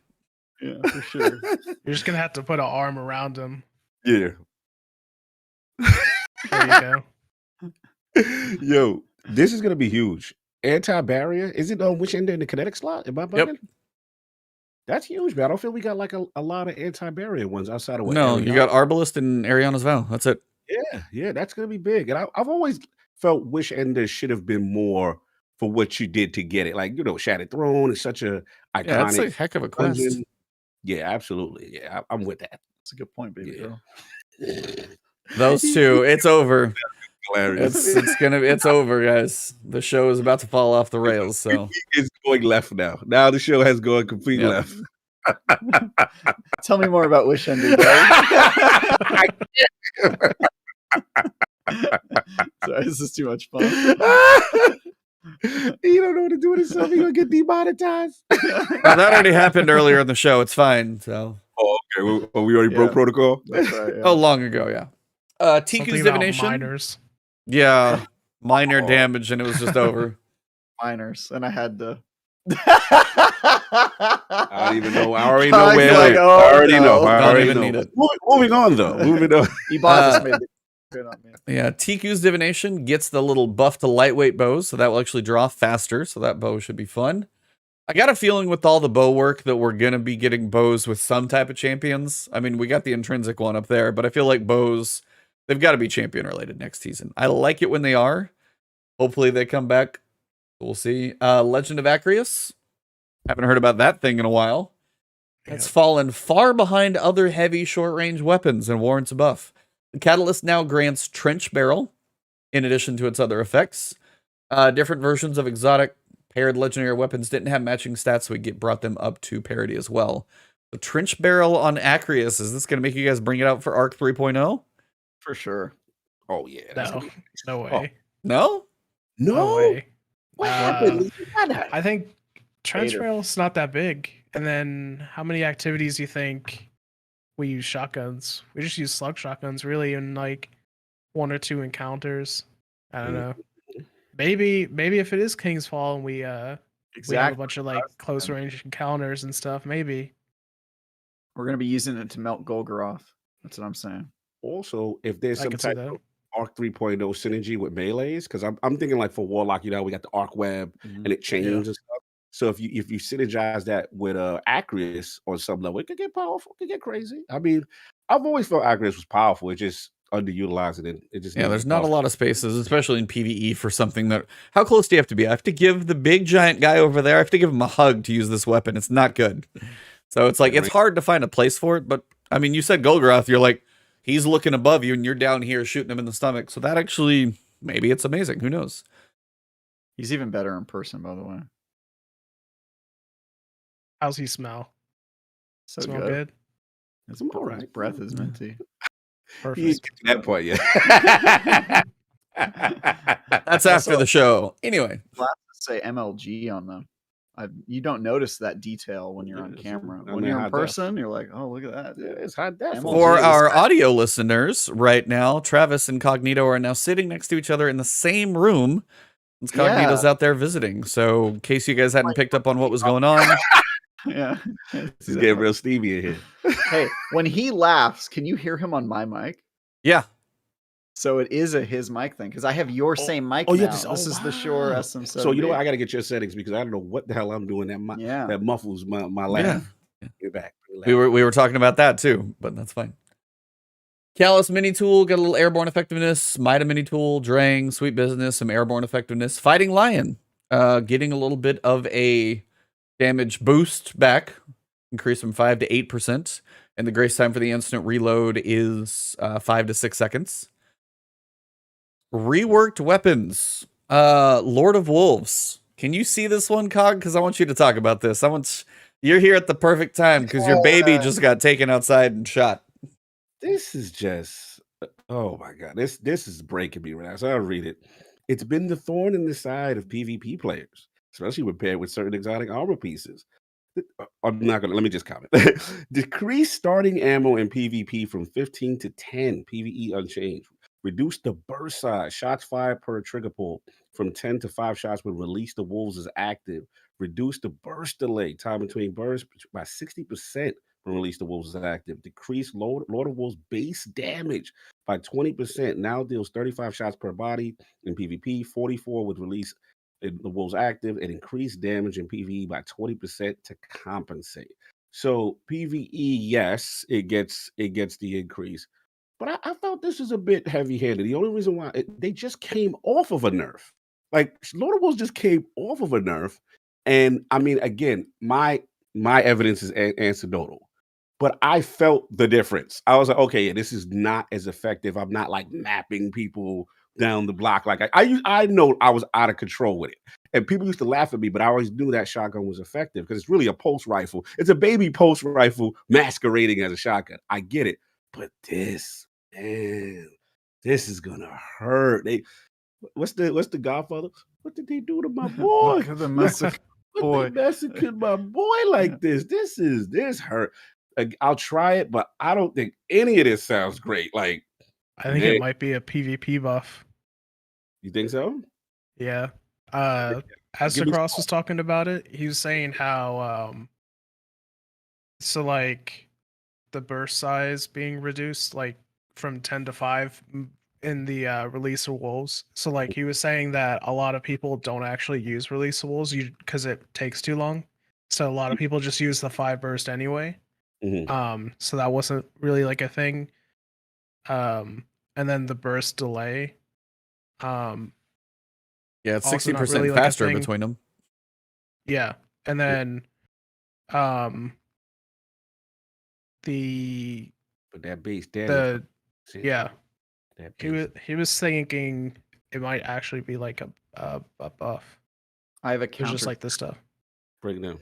A lot of people don't know this, but Mercules, his parents were murdered by the Lord of Wolves, and he has sworn to seek revenge against this weapon personally. It feels like an attack. It's his entire reason for him being employed at Bungie. He wanted to hurt Lord of Wolves and to a greater extent our friend LordCognito. I knew he didn't like me from the beginning. And it's cool. It's cool. Shout out to him, but that works the whole. That works. But this is, man, listen, Legionless, I hope so. I hope that these changes don't affect it in the manner that I think it's going to affect it. But, you know, I in your defense, though, I do use the, what is it? The, what you do when you don't release the wolves. Right. So I don't use it a lot in PvP. That is true. I usually do just the, you know, the offhand, you know, off shot kind of method. But Cog always releases the wolves. But like I was saying, that holding down effect, we'll see. But yeah, man, this hurt to read all this. But I mean, 20% increase, we'll see. You know, they're trying to make it viable. Only thing is, I don't think I'm going to use it too much. Now that Arc 3.0 is, I would have bust out all the Arc exotics. Yeah, it's like Arc will be winning this one. So, Dead Man's Tale. So the cranial spike perk was causing issues with unintended damage scalars against players.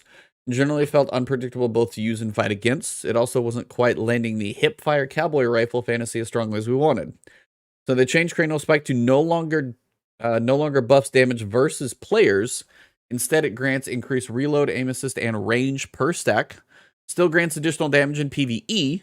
Then upon reaching max stacks of cranial spike, the catalyst will now increase hipfire RPM by 50. It will fire at 180 and will deal reduced damage per bullet. Thoughts? Rip. I was like, I don't use it that much, but it definitely feels like I don't use the buff is. Well, you're a PC player, so you PC players tend to love this weapon, right? I just don't really use it, but I was like, it's probably. I thought it was in a good spot before. I feel like this probably hurts a little too much. Yeah, I love it. Me too. I think it's a great weapon, and I'm a console player. I like it a lot.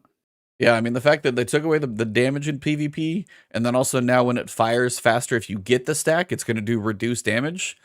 That just means you got to hit more of those actual accurate shots. So I feel like it is definitely going to be probably taken as a nerf. This is sunsetting. This is what this is called sunsetting. What's happening? This is soft sunset. This is sunsetting. Yeah. Soft sunsetting. Yeah. On a different note, though, collective obligation. We're aiming to make the exotic perk easier to activate. I wonder why. I swear that's got like one of the most convoluted descriptions I've ever read on an exotic weapon. It's like, how do you activate this perk? Well, you got to go take trig first, then you got to go apply for your, Nobel Prize in physics, and then combine both of those. Not gonna lie, I got halfway through reading that description and then put it in my vault and have not fired that weapon. So yeah, I got it. Yeah. I always still haven't even gotten it. Yeah. See, Fenrir in chat is not happy about DMT. It was working well. It was not oppressive. Do you want oppressive? Try Jade Rabbit now. Yeah, I've heard Jade Rabbit's definitely strong. Jade is outside. Yeah. It's outside. Yeah, I'm with you, Fenrir. It's I don't think they needed to do this one.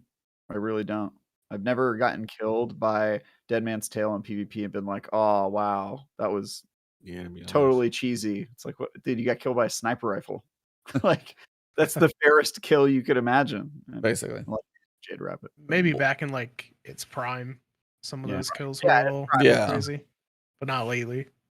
Yeah, I agree. Yeah, I don't get impressed by it. What it feels like it's probably, it feels like they must have some data that has it too high in the number usage. And this is one of those ways for them to probably shoot it in the kneecap and then make it fall down a while. And then finally, when it hangs near the bottom, it'll be underutilized, and they'll probably bring it back up in season like 26 or something. So it's gonna be it's on the roller coaster of Destiny ups and downs now. It's just where it's at. But Collective Obligation, the Vow of the Disciple Raid exotic, the one I've actually got that I don't even care about. Yeah, I got that like. I was consistently raiding for a while, which was a thing. Haven't done that in a minute. It was all story. Yeah. I think the one he's never done since he got the exotic. Yeah, that one. See, this is what I deal with all the time. Do the raid. These two hooligans that are like on the other side of the screen. It feels like we're ganging up on. Yeah, them. we get to jump. No, you literally are. That's the best part.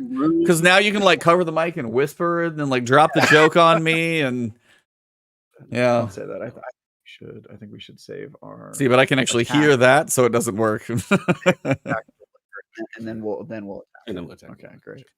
Anyway, Collective Obligation. So they're going to increase the Void Leech timer to 15 seconds in PvE. Still remains 10 in PvP. They removed the cooldown. If you can activate it, apparently you can keep it there. Added a 20% damage bonus against PvE combatants only while Void Leech is active. Takes less hits to fully charge Void Leech. Kills against debuff targets instantly charge Void Leech. Void Leech is also instantly charged when your character is affected by Void debuffs. Does not work if you're hitting yourself with your suppressor grenade. And then fixed a bug where the Umbral sustenance was activating non-Void shields. So this is one of those I need to go try and like practice with it in the next 2 weeks just to see how it works now. And then go take it into the wild next season. What's up? For those who own it. This seems like a very convoluted gun. Yeah. So like, it is. To buff, what was the functionality? What were they intending? You have to activate this Void Leech perk? Like basically, you would have to get a debuff on an enemy. You would have to get like suppression or weaken on them. And then what you would do is you would like leech that off of them into the gun. And then if you could do that to enough enemies, you would like stock it up. And then you could activate that, and then you would be able to put that effect on any enemy you shot. So is this like, put it on the enemies, bring it into the gun, go shoot other things, and do it over here? If chat is probably going to be able to correct me on that one, I think that was the general idea. Adds them to its ammo. But there's no damage buff when you just give it back. Well, it could be a damage buff depending on which effect it is. Like I think it can absorb burn. It can absorb basically any status effect in the game, right? Okay. And now though they're adding the 20% damage, but okay. Yeah, it'll probably be a better gun, but not in PvP, which I don't think the gun was ever going to be good in PvP. I'm just surprised they're trying to balance PvE at all because like Storm Chaser exists and also isn't in the patch notes, but yeah. What you think, Legionless? How you feeling about it? Yeah, I kind of feel the same way. Love to see it. Yeah, that's what I like to hear. That's what we like to hear around here, Legion. Yeah, agreeing with Travis. Am I right? That's what we do. So it's just everybody against Ebontis tonight. It's fine. It's fine. We can get it. Oh yeah. You can send my paycheck in the mail. PayPal also works. Oh. But yeah, Omniocules. Now, I don't know if you guys saw that this TWAB is now going to cause Fallout to play Gambit for 10 hours straight. What happened? He literally said, if the TWAB comes out and they fix Omniocules, I'm going to play 50 games of Gambit like he does those 50 games videos. And he literally saw the TWAB, and his one-word tweet reply was just F word. And I was like, that's what that was for.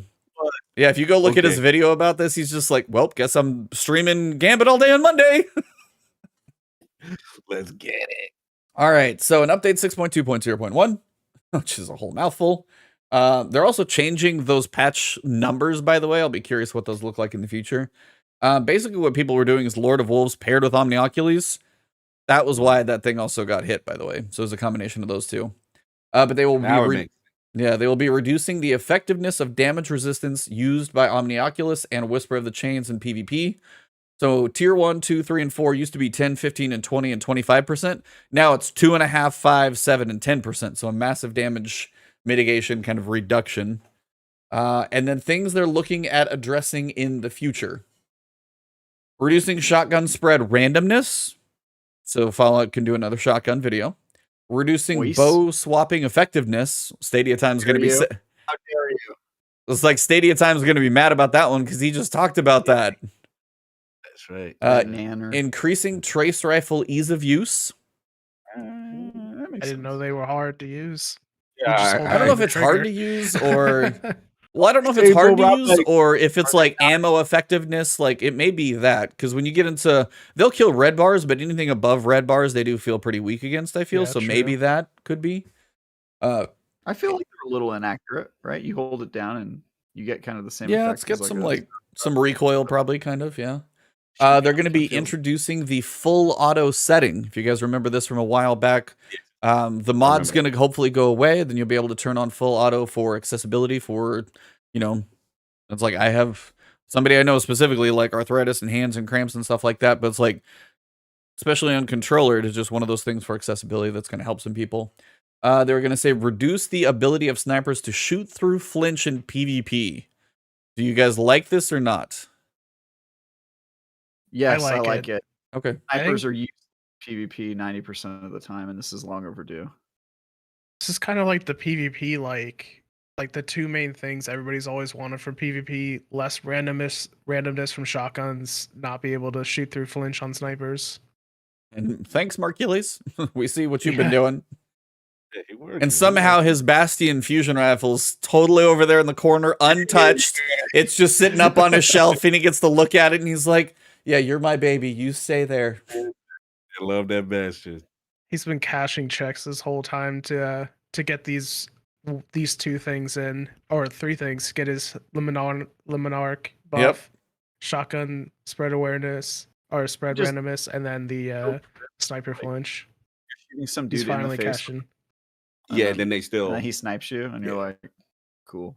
I honestly think that they should just not have any flinch on sniper rifles when you're getting shot, and they should just descope you. Oh, wow. But I'm a Halo player, and I'm used to descope. I feel like you can't really look down a scope if you're getting shot, period. Oh, you keep it all over. Okay, I see where you go. I mean, I can see it, but yeah, you want to talk about pissing some people off. Yeah. That's going to be the fun take on Twitter. I don't get it. Here we go. Seems like I don't get it. I don't understand.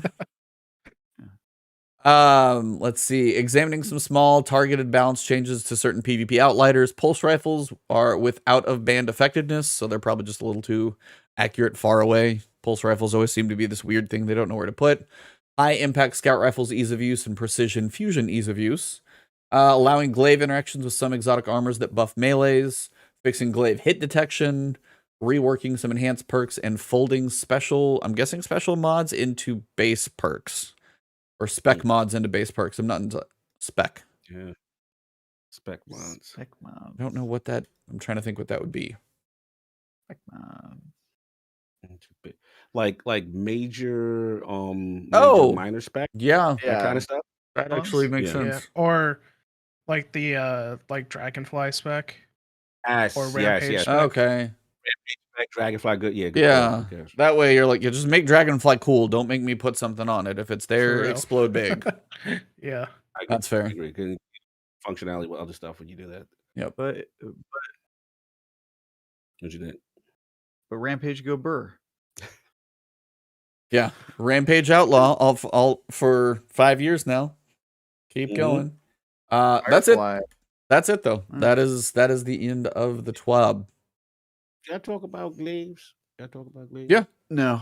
We hate you. I like that. What they doing with the synergy and the exotics? What is it?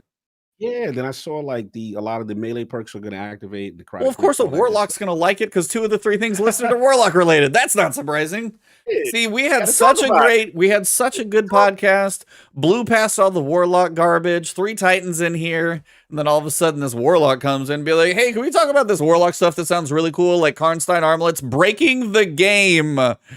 Thing is gonna talk about his hands about to I put mentioned that, and I was like, even Fallout, like, I watched his videos. I was walking around making a little bit of food, and he was just like, Karnstein armlets, because you have a shield, you can shoot, and now all of a sudden, if you stab, now you get health back in PvP. This is a problem. Solo content means let's go. You should be excited. And then we got the Lost Sector champion here. This is the stuff you're supposed to be pumped I'm a about. Titan though. See, that's why you got to come Yep. to the good side. Come over to the Warlock. Yeah, he's like, I'm not going to be part of this weird Warlock discussion. Yeah, that was most of it. We're going to get, I was wondering, I asked them, what do you think the origin trait is going to be on the Xur Dares of Eternity weapons are going to get an origin trait? And some of those were like 30th anniversary weapons and stuff like that. So what do you think is going to be the Dares of Eternity game show stuff? Yeah, don't mess it up. So the Dares of Eternity weapons are going to be getting an origin trait. What do you think it would be? Well, to me, guess good. It would be silly to have it specific to the event. So it should still be a generic trait that just gives you some. See, they're in a tough spot because if they do something that is too powerful as an origin trait, you are nailing this right now. Keep going.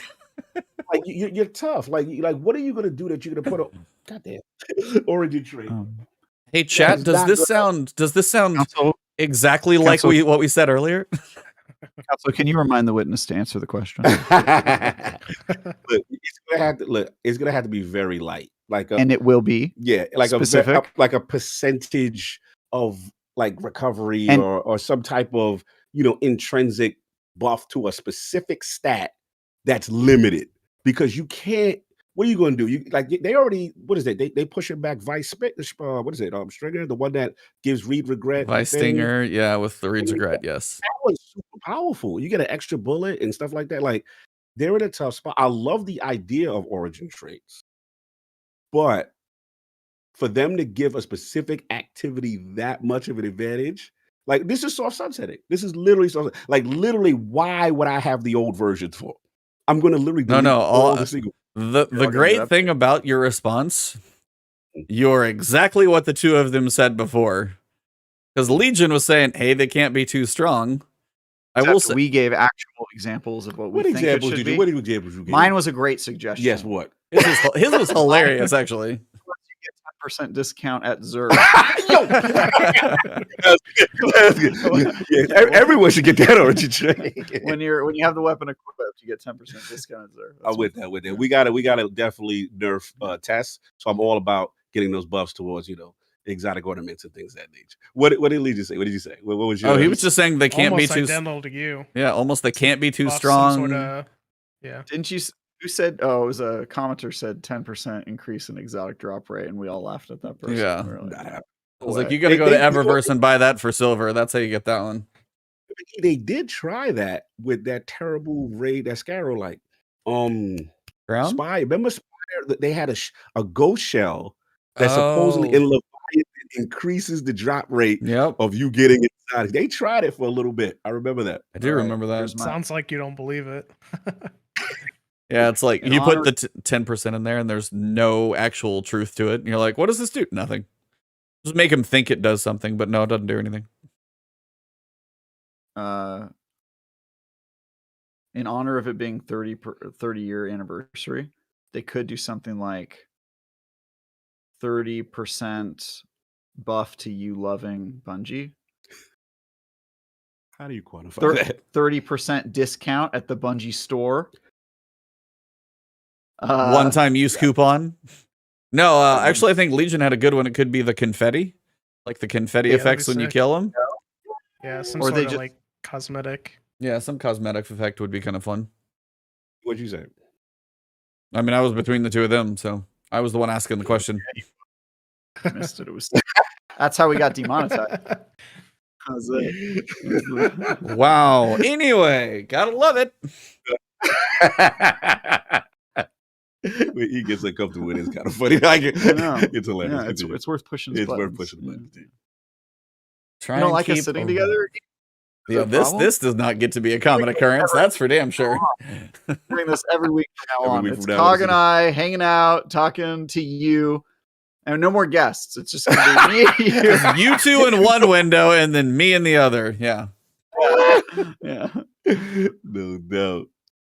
Well, that covers the TWAB.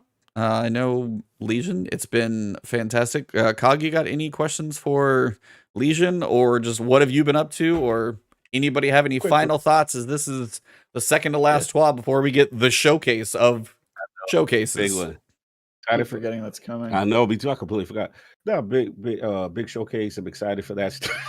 I'm excited for that stuff. It's gonna be cool. And Legion, like, what about you as the Lost Sector guy? What are you most excited for the new stuff moving forward? And I'm getting a massage right now, just so you know. This is the perk of last one. You know. I'm definitely looking forward to Arc 3.0 the most. Like, I think It's like some of the I'm sorry, continue. Yeah, continue. some of like the theory that we're seeing, like it could be like blinding, because like that's a big thing with like Arc 3.0. Like if that was a thing, like can you imagine bringing that into like end game content? That's like stasis levels of like Shutting the world down. of great. Yeah. So I'm very much looking forward to Arc 3.0 and the build crafting around that. Yes. Do you think they may tie it to like a stat? Like I don't know. I know right now Yeah, I Resilient. think melee. You think Like melee? you were saying. Yeah, I think so. Like you were saying. Okay. If they do melee or mobility, I'm good. Something that we really got to spec into would be hot. He said, "See it, Trav, be my what's DY?" Yo, Black Wings is funny. That was good. Travis you, looks man? so small compared to the Beastman. Yeah. Travis is back there like hanging on his right arm. He's like, "Look at me, I'm on a little tire swing." Wee! And Cog's over there like, "There's something in here." Looks like I was on Dagobah trying to train him to be a Jedi. That's what it looked like with me on his back like that. It's a Yoda reference. Yoda reference, clearly. It's a Yoda reference. You know, I've actually been watching all of the Star Wars from start to finish. I'm 1 through 6 You right haven't- now. You haven't been texting me your thoughts in real time? What's wrong with you? Of course not. What order? He said, "Of course." What order are you watching them in? I did just literally numerical, like 1, 2, 3, 4, 5, 6. I'm on 7 right now. Well, not chronological. Come on. No, I'm hyped, man. I'm hyped. We got the showcase coming, some Nightfall action 3.0. I'm ready. I've done all my homework. I finally got my Storm Chaser. I've been kind of specking out for 3.0. I'm ready, man. You're man spreading a little bit. Oh, You want to give me a little more this space? guy right here is You're out of big, pocket. you're He big out my of- space here. Yeah, I'm a big boy. I can't help that I take up the screen. You gonna have to deal with it. It's just him right there, and then me like. over All of a sudden, here. Travis is less and less in frame. And then as I've already got it cropped, You saw his sitting stance right now. He's basically straddling this chair. It's like unbelievable. It can't handle me right his now. legs are so wide. Lisa's like, "What podcast did I jump on?" I hear you about big guys unite. We take up some space. yes, all we good. do. Yeah. I was like, Gears of War. Travis is just going to, just be like, "Oh, you want to go for a piggyback ride?" I'm like, Travis jumps on. I was like, "Are you on there yet?" I'll gorilla press him later. Continue. Gorilla press. Is that a sexual position? Gotta feed the dogs. Yeah. Take out the trash. We get last Take word. out the trash. We do a last word after dark later. Yeah. Continue. Okay. I think this is where we are probably going to wrap this thing up, because this has been an interesting show. Oh my god. Legion, Colin, man, thank you for joining us. I know this got a little weird in the end, but it was definitely an absolute pleasure getting to know you. Had a very cool journey along the way. Got to trade some fun stories. But yeah, I mean, thank you for what you do on Twitter and Lost Sector Help. And I know there's a lot of people who have done Lost Sectors that thank you for it. And whether they reply or not, there are many people who are like, "Man, I'm really glad I looked at that guy's guide." So I appreciate it. We could have gotten weirder. Maybe next time we'll go weirder. weirder. If it starts like this, I'm going to set the headphones down and then turn off the stream. Legion, it's gonna start like this, and then partway through the podcast, you're gonna walk off camera and then show up. Now that, Can you imagine? like that, I would literally, I would just be like beside myself and be like, this is not possible. Where's my? And then the best part would be as if I could do the same thing. Oh, God. All four in the window and be like, it's been the last word, and we actually say it in sync because we're together. Yeah. So, Legion, if you want to take this time, let everybody know where to find you, where they can find all of your content, tweets, email, all that stuff. Now is the time. The floor is yours, sir. Yeah, just either Twitter or YouTube, just Legionless. You'll find me. Either the headshot of me or the cute little cartoon image that's on YouTube. So wherever you prefer. He has no Legion.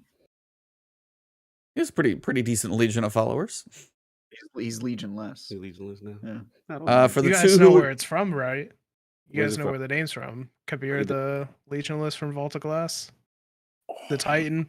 Oh, look at that. Man. See, aren't you glad I made fun of it? Because now we got some lore. I feel like Yeah, how'd I'm- you guys not know the lore? I'm a Jeez. great interviewer, and How'd this the is- Warlock not know the lore?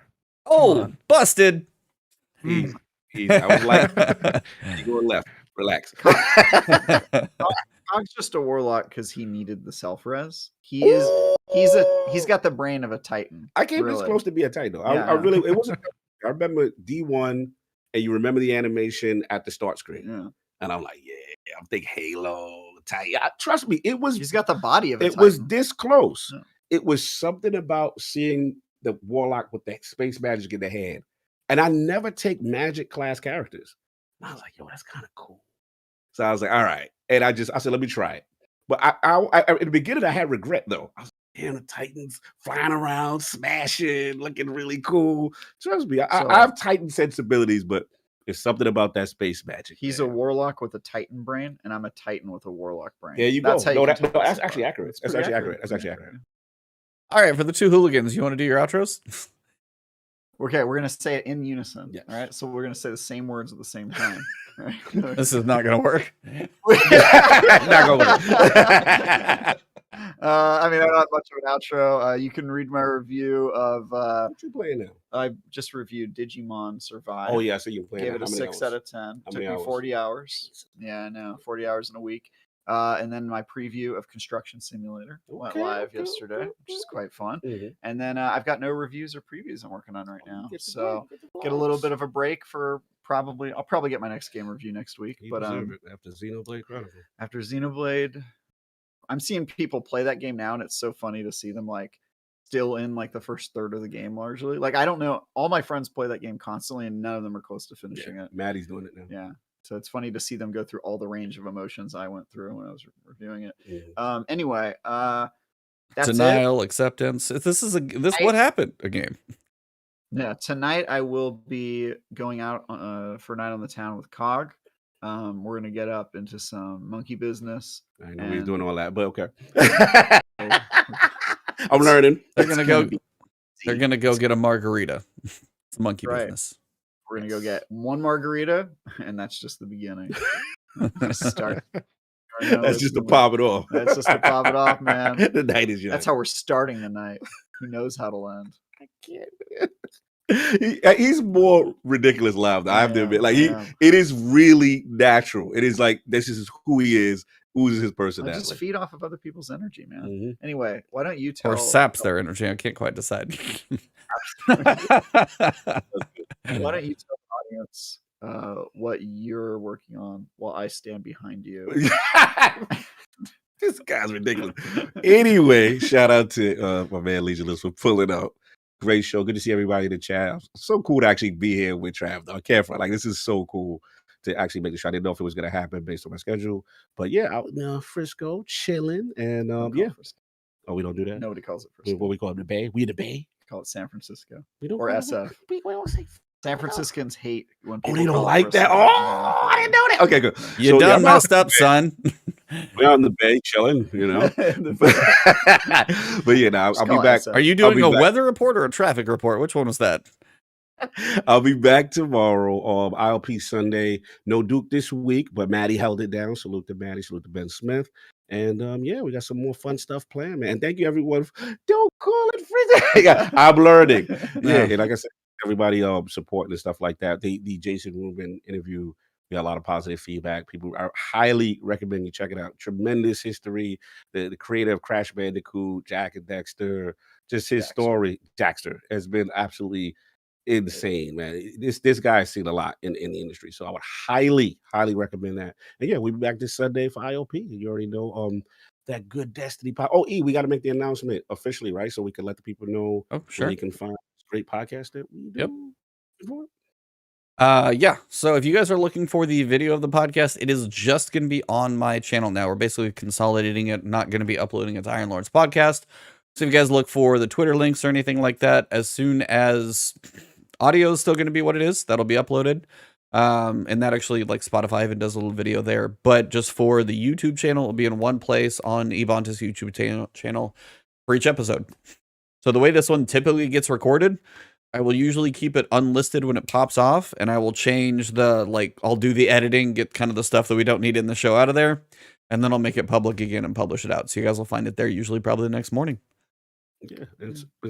Yeah, salute to E, because obviously, like I said, we've seen this thing grow and it's continuing to grow. So we figured just be smarter, consolidate one place, you know what I mean? And we got to make this thing the best it could be. So I love where it's going, and we're gonna continue. Nothing changing. We continue to do this thing.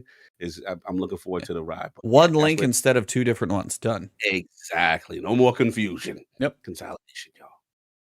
All right. Yeah, for me, playing some Cult of the Lamb, Thymesia next week. Stay tuned for that one. Other than that, just a little we're in a little Destiny prep, but there's not much left I've got to do. So again, Legionless, Colin, thank you for joining us. Much appreciated. My two co-hosts with the absolute most of ridiculousness, thank you both as well. And for everybody out there hanging out, that's us. For everybody out there in chat today, thank you guys very much. But for this episode, it has been the last word.